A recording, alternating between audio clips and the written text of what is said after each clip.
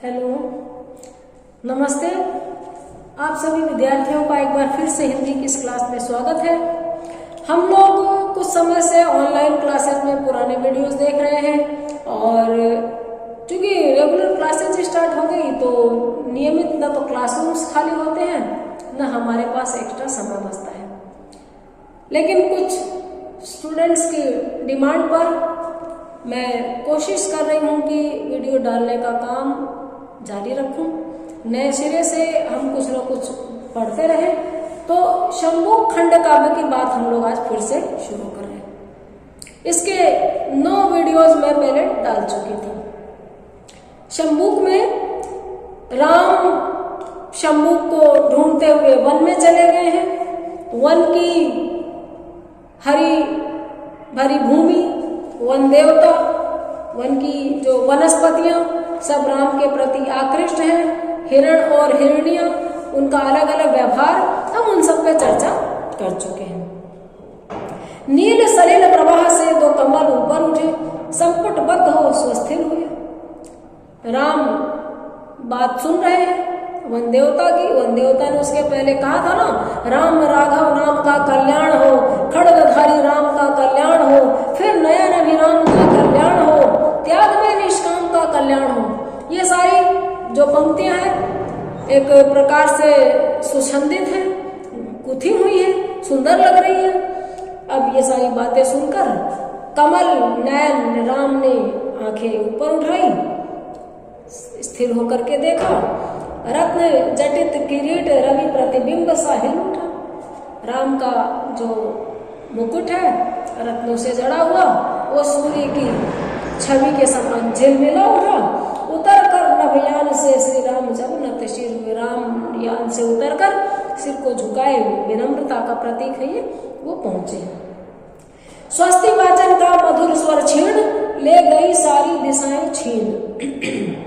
गूंज से अनुगूंज रचती रही, हो गई स्वर मात्र सारी वही। स्वस्ति वाचन का मधुर स्वर धीरे धीरे छीन हुआ। कोई भी गीत या गजल भी हम गाते हैं तो आवाज पहले ऊंची उठती है फिर नीचे। और जो खासकर वादियां हैं, खुली हवाएं हैं, वहां कोई नाम पहले हवाओं में गूंजेगा फिर धीरे धीरे आवाज सिमट जाएगी। तो राम जंगल में गए। जंगल एक बहुत घना और खुला खुला वातावरण है, तो वहां ये स्वस्ति वाचन राम के प्रति आदर और सत्कार की पंक्तियां गूंजी, फिर छीन हो गई। सारी दिशाओं ने जैसे उन शब्दों को सोख लिया। गूंज अनुगूंज बसती रही। आपने टीवी में देखा होगा, बहुत जब ऊंचे पहाड़ों पे जाके कोई अपने प्रियतम का, प्रेयसी का नाम ले रहा हो, कोई भी नाम बोलूंगे अदरवाइज मत लीजिएगा, पूजा, फिर वाह करके गूंजता रहेगा तो वापस लौटेगा। सपना, तो इसी तरह से वो नाम लौटेगा। तो इसको वैसे मजाक में मत समझिएगा। होता है पहले गूंज से अनुगूंज रचती रही, फिर वापस में सारी मही, सारी पृथ्वी इन स्वरों को सोख लेती है।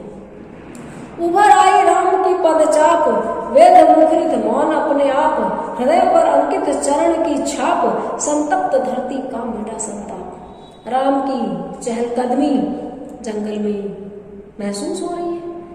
जैसे मूवी में आप देखते हैं हीरो एकदम आया है स्टाइल में, तो तुरंत पूरा हीरो नहीं दिखाते हैं, उसके जूते से दिखाना शुरू करते, ठक ठक ठक ठक सीढ़ियों पे चढ़ते हुए किस तरह, या कालीन पे चलते हुए, उसके बाद उसके एंकल्स, टखने, घुटने ऊपर, फिर पता चलता है अच्छा ये है।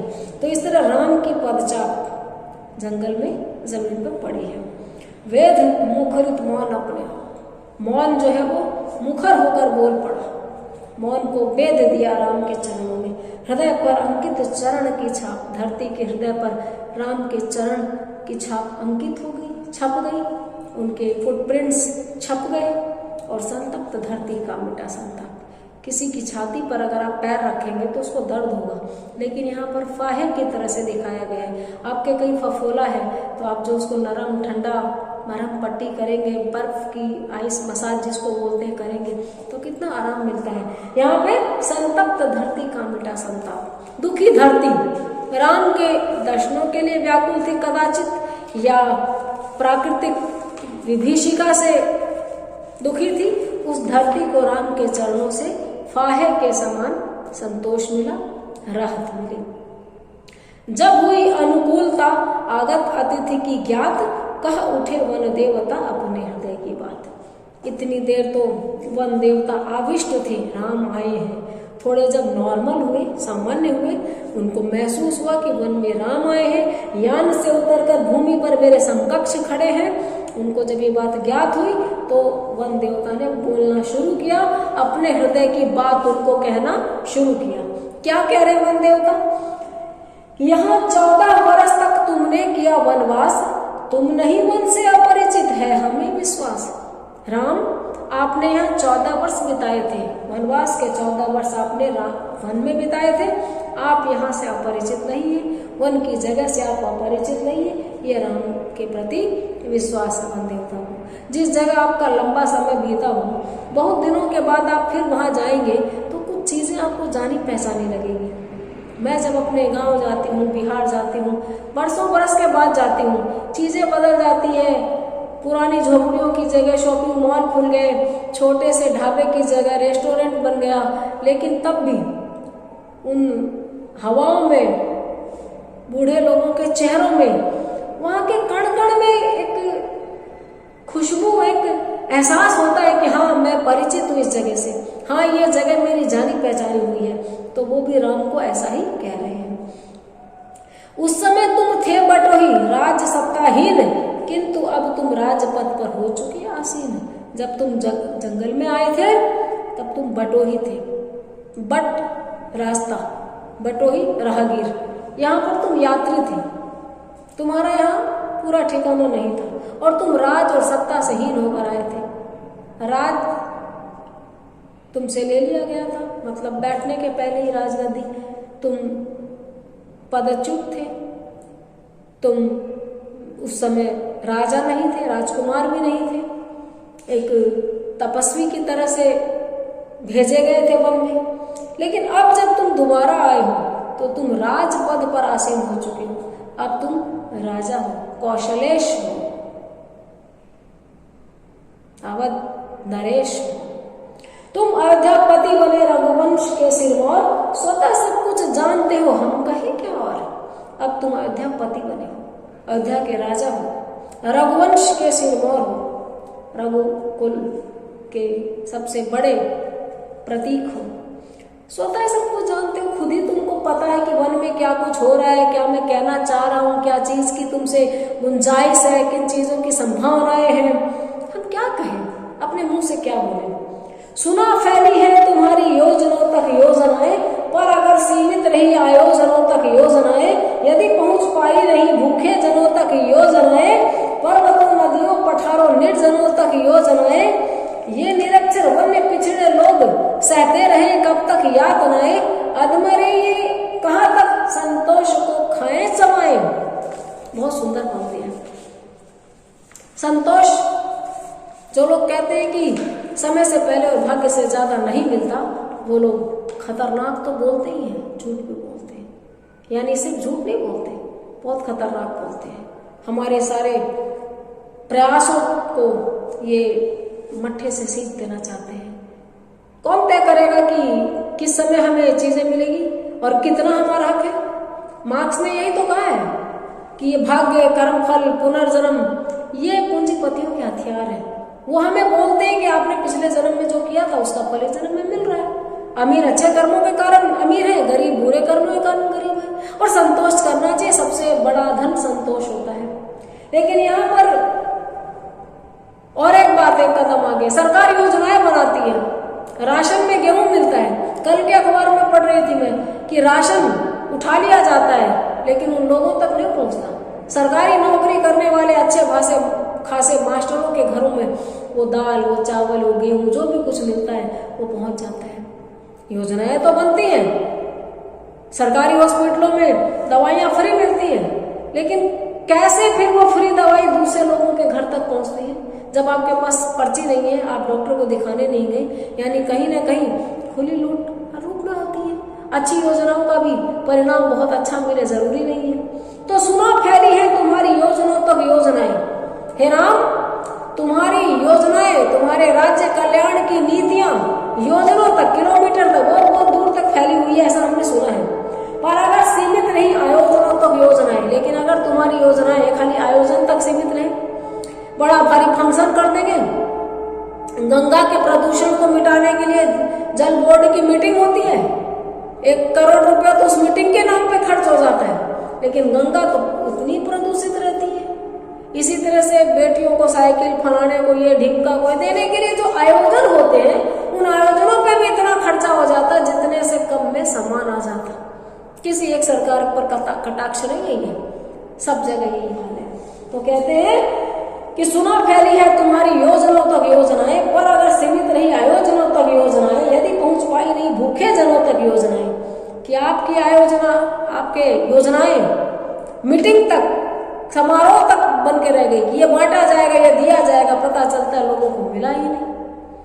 और आपकी योजनाएं अगर भूखे जनों तक पहुंची नहीं, हाशिए के व्यक्ति तक अगर आपकी बात ही नहीं पहुंची, अंतिम व्यक्ति के पास घर तो क्या टॉयलेट नहीं पहुंचे, टॉयलेट तो क्या उनके पास महीने का 1000-2000 जो महंगाई भत्ता, बेरोजगारी भत्ता, वृद्धावस्था पेंशन, विधवा पेंशन, ये सब राशियां भी सबको सब जगह नहीं मिलते। लोग किसके नाम पे कितना उठा लेते हैं, ठगी कर लेते हैं, पता ही नहीं चलता।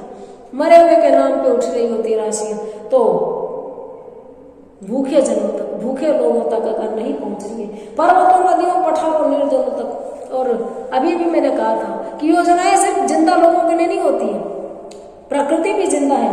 नदियों, पर्वतों, पठारों के लिए जो योजनाएं बनी है, कुछ पहाड़ तो हमारे कैलेंडरों में रह गए पुराने नक्शे में, उन पहाड़ियों को काट काट के बजरी माफिया, रेत माफिया ने बेच लिया, खा लिया।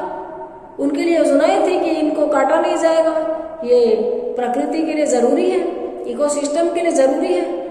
पता नहीं किधर बांध बन जाते हैं तो आसपास के गांव ही गायब हो जाते हैं। तो यही वो कह रहे हैं कि पर्वतों, नदियों, पठारों और निर्जनों तक अगर आपकी योजनाएं नहीं पहुंची, और सिर्फ पढ़े लिखे के लिए नहीं होती, आदिवासियों के लिए, जिनकी जनसंख्या गिनती की रह गई, उन सब के लिए, ये निरक्षर वन्य पिछड़े लोग सहते रहे कब तक यातना। ये जो निरक्षर लोग हैं, इनको पढ़ाई लिखाई भी नहीं पता, ये इतने छल कपट भी नहीं जानते, ये जो वन्य लोग हैं, जंगल के लोग हैं, जो पिछड़े लोग हैं, सभ्यता की जो तथाकथित विकास की लहर इन तक नहीं पहुंची है, ये कब तक आपकी यातनाएं सहेंगे। शहरी लोग जाकर वहां इनकी जमीनें हड़प लेते हैं, इनके जंगल काट लेते हैं, इनकी पहाड़ियों पर खदानें बना लेते हैं, बड़े बड़े पूंजीपति इनके गांव की जो विरासत है, जो खनिज संपदाएं है, वो लूट लेते हैं, और ये अपनी ही जगह के बंधुआ मजदूर बन जाते हैं। अधमेरे ये कहाँ तक संतोष को खाए चबाए, शोषण से अधमरे ये लोग संतोष को खाए चबाए कब तक ये रोटी की जगह संतोष को ही खाए और चबाए कि नहीं जो लिखा है वो हो गया, इतने संतोष करो, हम शोषण में ही संतोष कर लेंगे, हमको जो मिल रहा उतना ही काफी है। अपने हक को ये कृपा कब तक समझेंगे। क्यों करे वनपाल पशु की भांति अत्याचार, क्यों न मानव सा इन्हें मिलता रहे व्यवहार। आपने वन विभाग बना दिए, उन वन विभाग में जो कर्मचारी हैं, ये इन वनचारियों को, जंगल के असली मालिकों को ही सताते हैं, इन्हीं के ऊपर तरह तरह के कानून लगाकर इनको बंदी बना लेते हैं। आप देखिए दंतेवाड़ा में, आप देखिए छत्तीसगढ़ में, आदिवासियों के इलाके में, उनके जंगलों में उनकी जमीन का क्या हो रहा है। क्यों सुधा भारद्वाज जेल में है, किन लोगों का मुकदमा लड़ने के कारण वो इतने समय से एक बुजुर्ग महिला, एक वरिष्ठ महिला, एक जागरूक नागरिक बात उठाने के लिए जेल में है। तो कह रहे वही बात, आप इसको पॉलिटिकल समझिए, कैसे राम से वन देवता सवाल कर रहे हैं आंखों में आंखें डालकर कि क्यों आपके वनपाल, आपके जंगल के जो अधिकारी हैं, वो पशुओं की भांति इन पर अत्याचार करते हैं, इनको पशु की तरह से रखते हैं, जैसे पशु को खूंटे में बांधते हैं, उसे काम लेते हैं, इनसे वैसे ही काम लेते हैं। क्यों ना मानव सा इन्हें मिलता रहे व्यवहार। मनुष्यों के कुछ सार्वजनिक अधिकार होते हैं, गरिमा में जीवन जीने का सबको हक होता है, हर आदमी संविधान के अनुसार एक नागरिक है। क्यों सताने इन्हें आते हैं तुम्हारे भृत्य, क्यों न करते तुम इन्हें सद्भाव से कृत्य, और तुम्हारे नौकर, तुम्हारे अधिकारी, तुम्हारे राजभवनों के कर्मचारी इनको सताने आते हैं। इनको अपने सद्भाव से कृत्य क्यों नहीं करते, वो अपने सुंदर व्यवहार से इनको अचंभित क्यों नहीं कर देते कि अच्छा नगर के सेनापति, नगर के सिपाही इतने उदार हैं, इतने अच्छे हो सकते हैं, ये तुम और मैं का प्रयोग हम नहीं करेंगे। वन देवता राम से कहते हैं कि उनके कर्मचारी इन पर अत्याचार क्यों करते हैं। थर्ड पर्सन का प्रयोग करना है, अन्य पुरुष का प्रयोग करना है। इन्हें भी अपनत्व का साधन मिले, धन मिले या नहीं पर ईंधन मिले।